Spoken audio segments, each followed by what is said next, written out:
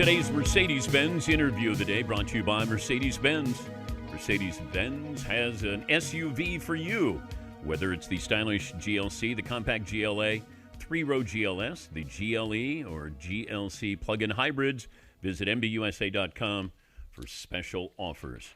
Jon Gruden, he loves football. In fact, JonGrudenLovesFootball.com for more information. The show airs on YouTube weekly, features several segments, including game previews, interviews with players, Drew Brees, Derek Carr, coaches, entertainers. Jon Gruden back on the program. Good morning, Jon. Give me the setup at your house watching football yesterday. What's it look like? What do you say, Dan? It's good to see you. My setup, I really come down to my little FFCA, Fired Football Coaches Association headquarters here. It's about a mile from my house. And I have TVs everywhere, and I have 3 or 4 of my friends, and we're all kind of watching different games, trying to find out what's going on in pro football because it's very unpredictable. Well, let me ask you about trends. It's a copycat league. We're seeing a lot of running. Now, is that going to be here for a while, or is it maybe just an aberration? I don't know what is happening with pass protection, Dan, but I think that's one of the reasons why you're seeing so much running. You know, quarterbacks are under siege. You're seeing a lot of these run-pass options where the quarterback is becoming a ball carrier. That's by design. A lot of the runs are scrambling by the quarterback, but I think a lot of these guys have shown their inactivity during the preseason. I think quality of play will pick up as we move on. Well, we're seeing touchdown passes down dramatically. Yeah. This game is built on getting touchdown passes, scoring points here. And this is a trend, the last couple of years, the first 3-4 weeks of the season, touchdown passes have been down. Yeah, I'm trying to find out who is the best passing team in football. When I get the films and I start watching, I always start with the Detroit Lions because they're one of the few teams, I think, that uses the quarterback like we're accustomed to seeing the quarterback used. He audibles at the line of scrimmage. It's a pocket passing team. They throw the ball to all 5 eligible receivers, and they don't waste plays. They're not running and doing these run-pass options, and usually the quarterback gets protection. He can get through a progression and read a route out. But I do like watching the Lions, and after them, there's only a handful of other teams that really fire me up like they used to. What do you see with Aaron Rodgers so far? Maybe the first 2 weeks and then this past performance. I love it. He's one of the guys that really excites me. I thought what he did against New England on the short week was impressive. I thought his debut against the 49ers was very good. He didn't get very many at-bats because the Jets didn't have the ball much, but you still see the great accuracy. He dominates in the pre-snap with his hand signals. He fixes protections. He changed plays. He's still at the top of the food chain. He's one of the 3 or 4 best clearly in the league right now. What would Mahomes have to do to supplant Tom Brady in your eyes? Well, I guess you're saying win 7 Super Bowls. That's the qualification most people have. But I don't think if you had a lot of quarterback experts in the same room, I don't think anybody would tell you if Brady and Mahomes were there, you wouldn't go wrong taking either one. But some of the things that Mahomes does with the ball, it's incredible. You got to defend Andy Reid and all of their Andy Reid preparation. And when the play breaks down, Mahomes makes the play work anyhow. So this is a double-edged sword to deal with. He's the best in my opinion because of that. We're talking to Jon Gruden and his new show, JonGrudenLovesFootball.com for more information. How frustrating is it? You're just watching with a bunch of guys in a room. You're not on the sidelines and you're not in the booth. Yeah, it's frustrating, but I'm having a good time. Behind the scenes, we've had so many quarterbacks and players, college players, pro players, high school players.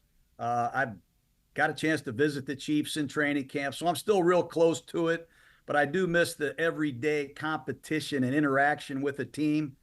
But you just keep your fingers crossed. You hope you get one more chance. Where does your lawsuit stand with the NFL? Well, I don't know, and I'm not here to talk about my lawsuit. That's in other people's hands right now. I'm just trying to Spread my love for football, Dan. And Yeah, but I want to know if you're going to get back into the game. I mean, this could help significantly, I would think, if you want to get back into college or you want to get back to the NFL. So you don't have to answer it. I have to ask the question. So if you choose not to answer, that's you. But I'm just trying to figure out where things stand and a timeline maybe for coaching again. well, it's in due process. It's not in my hands, so I can sit here and answer any questions. I don't have anything to answer. I don't know where it is. It's in a it's in the court's hands. So I'm here to just study football and tell you what I see. That's the best I can do right now. Who do you think leaked that information? I'm not going to get into all that. I really don't even want to talk about it. I have a great opportunity to do some of the things I want to do right now, and that's what I'm going to do. Have you spoken to anybody recently about coaching in college? I have. I've talked to a lot of people about coaching. I always have, and I always will, I assume. But um, I'm not going to start any rumors or anything like that here today. But you want to get into the NIL and recruiting and all of that stuff? I mean, college is a What's whole lot exciting different. about the state of college football? The thing that excites me is the change with the transfer portal and the NIL. It's astonishing how different the game is. And I've talked to a lot of college coaches that are friends of mine. It's a frustrating beast to deal with, and I am learning just like everybody else is. I'm adapting mentally to what the rules are.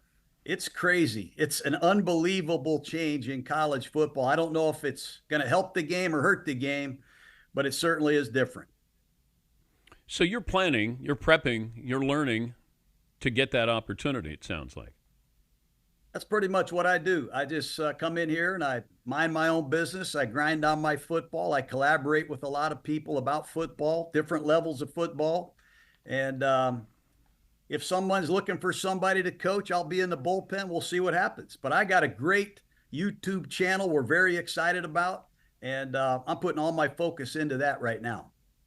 Well, you'd fill the void with Saban not there, Jim Harbaugh not there, get another big personality in there. But does it matter the size of the school if you're going to coach? Nothing really matters. It's just the opportunity, I think, to get another chance to be on a team. That's appealing to me. But I'm on a team right now, and I want to reiterate that. I know there was an article written about me wanting to coach. I've Yeah. always wanted to coach my whole life, and that's never going to change. But right now, this opportunity I have in front of me is very exciting. You strike me as a guy who yells at the screens when you're watching football. Sometimes I get excited, as you know, about little things, short yardage conversions. If I see a spider two wide banana, you'll really hear me yelling. But I do like seeing the young quarterbacks, the development of these young players. I'm anxious to see what happens with the Giants. Daniel Jones, who's a guy I really like, coming back off an injury. Cousins coming back off an injury. Aaron Rodgers is back. I'm really interested to see how these guys handle that. There's so many behind the scenes storylines that I look at that are probably unique to me. But you're right. I do get a little emotional at times. But you love to break down the film of quarterbacks. What are you seeing with these, like Caleb Williams, Jaden Daniels, Bo Nix, Drake May? If there were stocks, which stock would you buy the most Well, of? I'd start with Knicks, probably in Denver, just because I recognize the system. I know the coach. I know the scheme very well, so I can recognize what the developmental process is like. And they were just here in Tampa. I got to see him at close range. He's a lot bigger guy than I thought. He's very athletic, and I know what he's doing on a day-to-day basis behind the scenes. The other guys are talented, but they're under siege a little bit. They're getting hit a lot. They're in a more, I don't know, college operation style offense in Washington. So I see Daniels running around. He showcases great athleticism and toughness. But to answer your question, after 3 weeks, I think Bo Nix is moving forward a little bit quicker because of the protection that I saw against the Buccaneers, some of the concepts that they're doing. But it's still a lot to be decided. Caleb Williams has just been under siege too much to really get a true evaluation. Did you have a policy on starting rookie quarterbacks or how much you would play them? I never had a first round draft choice. We only drafted a couple guys in the, I think, 15 years that I was a head coach. We were going to play the best guy. We didn't care who it was, especially at that position. But I haven't had a lot of history playing rookies at quarterback. Well, it felt like everybody was saying it was the Panthers. They were the problem, not Bryce Young. And I kept saying he played 18 games and didn't look good. I can blame the organization, but Bryce Young deserves a lot of blame as well. Where do you stand on that whole process there to bring in Andy Dalton? Well, the quarterback's job is to win games, move the ball, and put points on the board. And if you're not winning, you're not moving the ball, and you're not scoring, something's got to change. They changed head coaches. They changed coordinators. The next thing that's going to happen is they're going to change quarterbacks. And I think sitting down is going to be a very good thing for Bryce Young. Things are probably moving around real fast, a lot of pressure on him. And I think Andy Dalton's success will allow Andy to play for a few more weeks at least and give Bryce Young a chance to get a different perspective. And I do think when he does come back, he'll be better because of it. How often do you wear your Super Bowl ring? I haven't worn it in a little bit, but I have an event this weekend. My wife's a Fred Astaire ballroom dancer. So I'm going to go meet some of the dancers that are coming to Tampa, and I'm going to wear my ring and do a little dancing out there, try to impress somebody. Wait, you're doing ballroom dancing? Yeah, I had my hip replaced April 24th, so that's why I kind of started all these side interest things. But yes, as a Dayton Flyer like you are, Dan, I encourage you to get off your butt, get out there, do some ballroom dancing. It's a really good time. I have done it, John. My wife and I did it many, many years ago. The Cajun two-step, ballroom dancing. Yeah. That's awesome. I turned down Dancing with the Stars, just to let you know. That's outstanding. Yeah. Well, good luck. Good luck in the pursuit of whatever you're looking for. Good luck with the YouTube channel. It's GrudenLovesFootball.com. That's the website. So he's breaking down things. He's had Drew Brees on. Derek Carr's been on. GrudenLovesFootball.com. Thank you, John. Hey, thanks, Dan. Good luck. Thank you. That's Jon Gruden, won a Super Bowl, head coach of the Buccaneers. Was a Saints consultant, I believe, in 2023, former ESPN analyst as well.